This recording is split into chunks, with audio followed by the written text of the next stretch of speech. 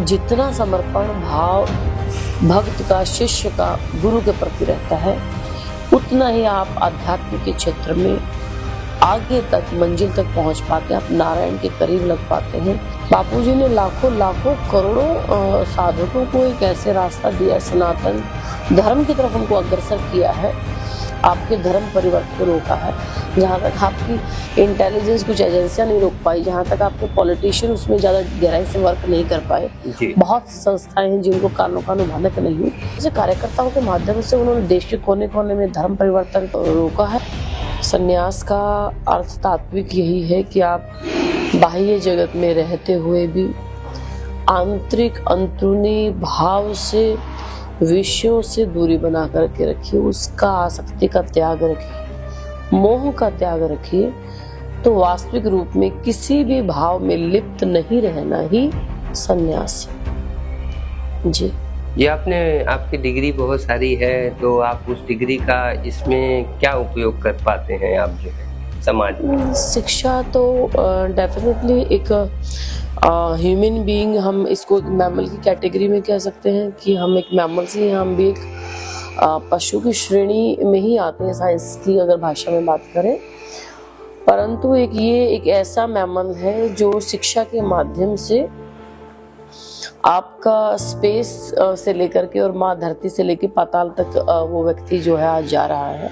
जी। तो मेरा एजुकेशन का जो टाइम पीरियड रहा वो ज़्यादा लंबा तो नहीं कहूँगी, बट फिर भी सामान्य रूप से माता पिता के आशीर्वाद से तो करीबन 10 से 12 डिग्रियाँ मैंने जो है शिक्षा में ग्रहण की है। मेरा ट्रिपल MSc रहा है, M.Ed B.Ed रहा है और डबल PhD मैंने किया है।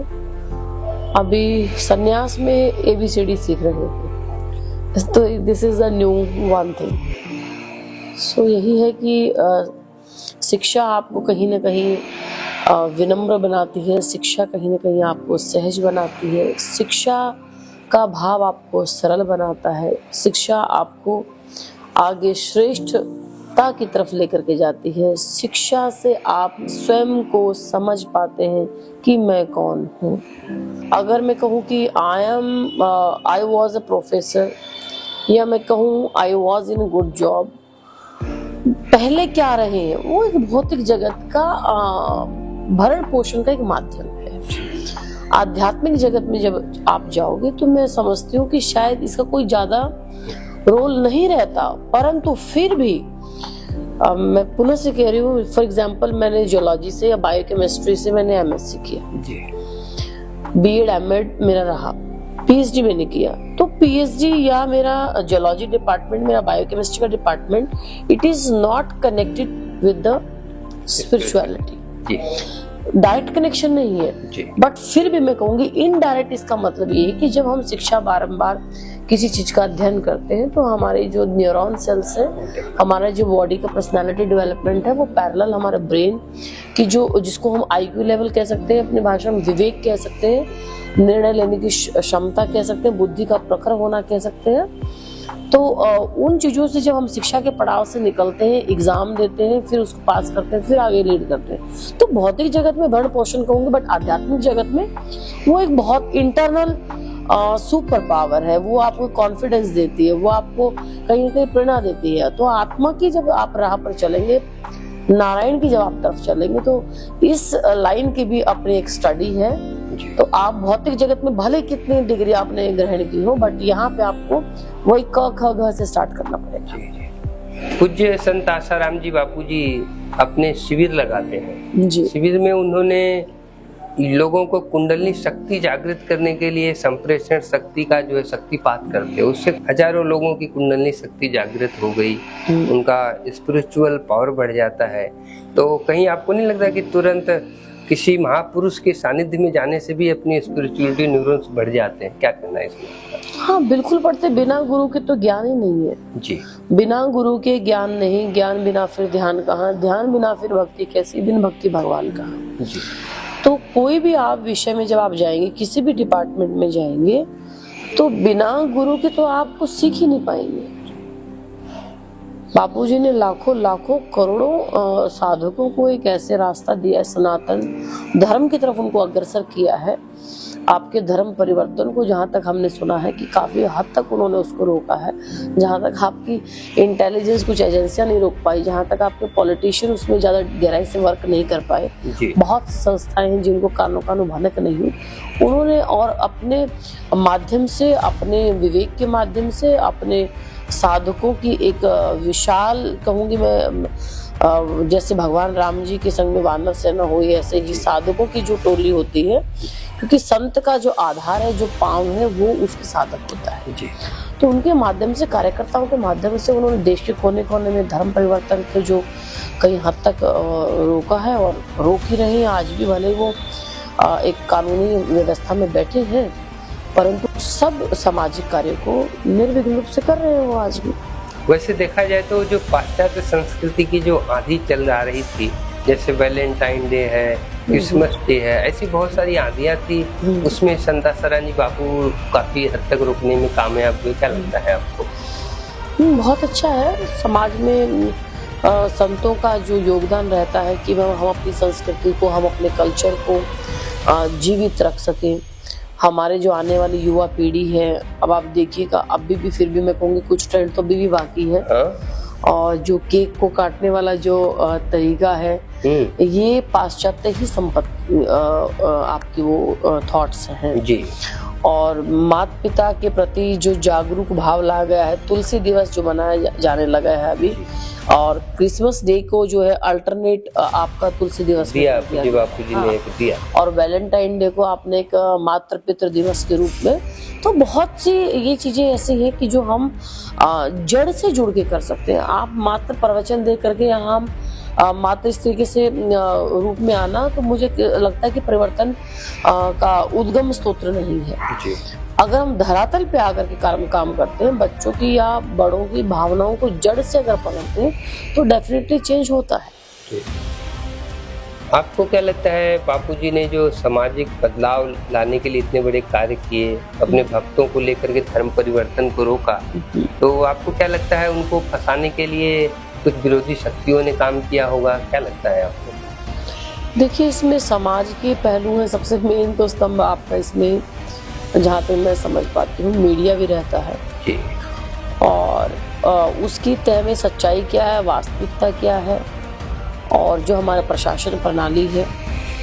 तो सबसे पहले तो यही है, हमारे संविधान के ऊपर हम सबको विश्वास होना चाहिए, अपने प्रशासन पर विश्वास है। किसी षड्यंत्र के तहत अगर कोई भी संत को, साधु को, आप, मैं कहूँगी ना, फिर परले आ तो रही है जी।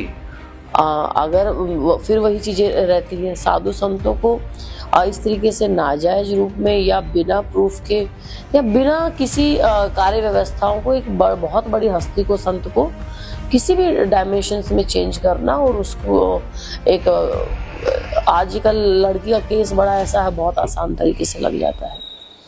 क्योंकि मसला क्या होता है वो हम लोग इंटरनल नहीं जानते हैं, क्यों उनके माइंड में क्या प्रॉपर्टी का मैटर रहता है, कुछ और मैटर रहता है। तो क्लियर जब तक कुछ चीजें नहीं होती हैं, नहीं, यहाँ तो क्लियर ही था। जैसे देखिए, लक्ष्मणानंद जी को इन्होंने बोटी बोटी काट के रख दिया, असीमानंद जी को कर दिया, प्रज्ञा ठाकुर को जो है कि अब बोले कि ये निर्दोष है, लेकिन इनका जो समय काल इतना चला गया वो कौन दे सकता है। लेकिन इसके पीछे थॉट उनका एक नैरेटिव था कि इनको बदनाम करके हिंदुत्व को बदनाम किया जाए, संतों के प्रति लोगों की श्रद्धा को कम कर दिया जाए। तो ईसाइयत के रोकने के लिए जो लोग काम करते हैं, इनको सीधा उनको अटैक करते हैं। तो आपको नहीं लगता कि बापू जी को सीधा अटैक किया गया है इस चीज को? हम वही कह रहे हैं ना कि भावना को, जैसे अभी आपने बताया कि ये एक आस्था को खत्म करने का प्रयास है जी। उनके पीछे कई रीजन है, एक रीजन नहीं है। जैसे आपके इधर से मैं कहूँगी, अगर हमारे महाराज जी की तरफ से बहुत ज्यादा एक जमीनी स्तर पर काम हुआ धर्म परिवर्तन को रोकने का, पाश्चात्य संपदा को खत्म करने का, पाश्चात्य कल्चर को। तो वो जो ट्रेडिशन उन्होंने अपने भक्तों में आने से रोका है, तो वो कहीं ना कहीं उसको इफेक्ट कर रहा है कहीं ना कहीं। चाहे अब सरकार में कहूंगी हमारी करंट में नहीं, सिर्फ अपने भक्तों में ही नहीं, पूरे देश विदेश में भी इन्होंने इस चीज को ले आया। जी। हाँ, मैं वही कह रही हूँ कि उसमें उसी रूप से उन्होंने लिया ना, उजागर किया जी। तो वही फिर क्या है, संत कहीं ना कहीं टारगेट हो जाता है फिर उस हिसाब से जी। वो जितना आपको एक अच्छे लेवल का कार्य करता है, या हमारे सनातन को, धर्म को ऊंचा ले जाने के लिए कार्य करते हैं, गरीबों के लिए सोचते हैं, समाज के लिए विचार करते हैं, बच्चों के लिए विचार करते हैं, बेटों के लिए, वृद्धों के लिए जो विचार किया जाता है, जो शिक्षा के क्षेत्र में काम किया जाता है, स्वास्थ्य के क्षेत्र में भी इन्होंने, बापूजी ने बहुत सारा कार्य किया। और शिक्षा तो मैं कहूँगी, आई थिंक ऐसा कोई भी सिटी नहीं होगा जहाँ इनके शिक्षा के क्षेत्र में गुरुकुल व्यवस्थाएं नहीं रही होंगी, आश्रम व्यवस्थाएं नहीं रही होंगी। हर असहाय व्यक्ति को सेवा देने का उनका कार्य रहा है, इतने वर्षों से रहा है। तो कहीं ना कहीं देखो, सरकार को भी, और हम कहते हैं कि जो केस कुछ चीजें प्रूफ ही नहीं होती हैं और उनको भी मुद्दा बना कर बिठाया जाए, तो इन 15 सालों का हिसाब कौन देगा? करीबन आई थिंक 12 साल या 13 साल हो गया होगा। तो वो अमूल्य वक्त लौट करके नहीं आ सकता, उसकी भरपाई तो की नहीं जा सकती है। और अभी भी अगर सुधर जाए और अभी भी कुछ इसमें अच्छा रिजल्ट सुनने को मिले, तो भी कहीं सोचा जा सकता है कि चलो कम से कम एक अवस्था में आकर के हमारी सरकार, हमारा प्रशासन और संतों के कार्यों को नज़रअंदाज नहीं कर रहा है। तो मैं तो यही निवेदन करती हूँ कि उसमें जल्दी से जल्दी हमें एक अच्छा जो है समाचार सुनने को मिले। अच्छा, लोगों को एक संदेश दीजिए कि लोगों को स्वस्थ रहने के लिए क्या करना चाहिए, जो अपनी दिनचर्या को चलाते हुए, अपने को धर्ममय बनाते हुए स्वस्थ, सुखी और सम्मानित जीवन जीने के लिए क्या करना चाहिए? हर व्यक्ति को एक अच्छा पर्सनालिटी ग्रोथ के लिए और स्वयं के उच्च स्तर पर जाने के लिए, तो हर व्यक्ति का मेन है कि वो पहले स्वयं को सुधारे। बाह्य जगत को तो हम तब सुधारेंगे जब हमारा खुद का टाइम टेबल एक मैनेजेबल हो, कि हमारा क्या मॉर्निंग टाइमिंग है, क्या हमारा फिर दिन का समय है, हम अपने 24 घंटे को हमने कितने टाइम में डिवाइड किया हुआ है उसको, उसके जोन होते हैं अलग अलग। संत के अगर टाइम शेड्यूल की बात करेंगे वो थोड़ा डिफरेंट होता है, और गृहस्थ व्यक्ति की जो समय प्रणाली रहती है, जो लाइफस्टाइल रहता है, वो थोड़ा डिफरेंट रहता है। बट इतनी भागदौड़ में भी, और आपको कमाई भी करनी है, आपको जॉब भी करना है, क्योंकि बच्चों के लिए घर गृहस्थी में जीवन में चलाना है, तो सब चीजों को मद्देनजर देखते हुए भी आपको ईश्वर के लिए समय निकालना ना भूले। उसका टाइम, हम कहते हैं कि I am at a post की where I have no time. जी, यही बोलते हैं लोग किस नहीं है भैया समय। लेकिन मैं कहती हूँ कि आपको समय इतना है जितना हम जैसों को नहीं है। जी, आप मॉर्निंग में ऑफिस के लिए जाते हो, ऑफिस में जितना टाइम आप व्हीकल में बैठे हो या किसी भी आप गाड़ी में जा रहे हो, ऐसा तो नहीं कि आपके बिल्कुल जस्ट घर के बाहर भी वो है। अगर घर के बाहर भी अगर आपका ऑफिस है या आपके अंदर घर के अंदर ही बिजनेस है, ऑन दैट टाइम भी आप परमात्मा के लिए समय निकालना चाहो तो निकल जाएगा, और नहीं निकालना है कि उसके लिए तो बहाने ही बहुत है। आपका ट्रैवलिंग टाइम बहुत होता है, आप जब इवनिंग में आते हो, आप शाम को 5 मिनट बैठने का नियम लीजिए, और 5 मिनट में आप पूरे अपने दिन की जो आपने किया है उसके बारे में विचार कीजिए मात्र। तो महात्मा बुद्ध जी के कई विचार आप सुने होंगे कि आप स्वयं की यात्रा की तरफ अग्रसर हो, बाह्य सांसारिक यात्रा को आप बहुत फटाफट क्विकली पिक कर जाएंगे आप, तो जगत में आप फंसेंगे नहीं। तो जगत में फंसने से बाहर निकलना है तो पहले स्वयं की यात्रा की तरफ दौड़ना है। तो कम से कम आप स्वयं को ज्यादा समय नहीं दे सकते तो 15 मिनट कम से कम नारायण के लिए एक बार बैठ जाए। विचार अच्छे आ रहे हैं, बुरे आ रहे हैं, डजंट मीन आप ध्यान लगा पा रहे हो, कोई प्रॉब्लम नहीं है। आप जप नहीं कर पा रहे हो, कोई प्रॉब्लम नहीं है। लेकिन आप एक संकल्प ले लीजिए कि जैसे मैं भोजन की थाली पर बैठता हूँ ऐसे ही मेरा एक आत्मा का भोजन है, वो मुझे देना है। तो बैठिए, आप बस बैठना है। तो देखिएगा 1 मंथ 2 मंथ के बाद आपके अंदर बहुत चेंज मिलेगा। जी जी बिल्कुल।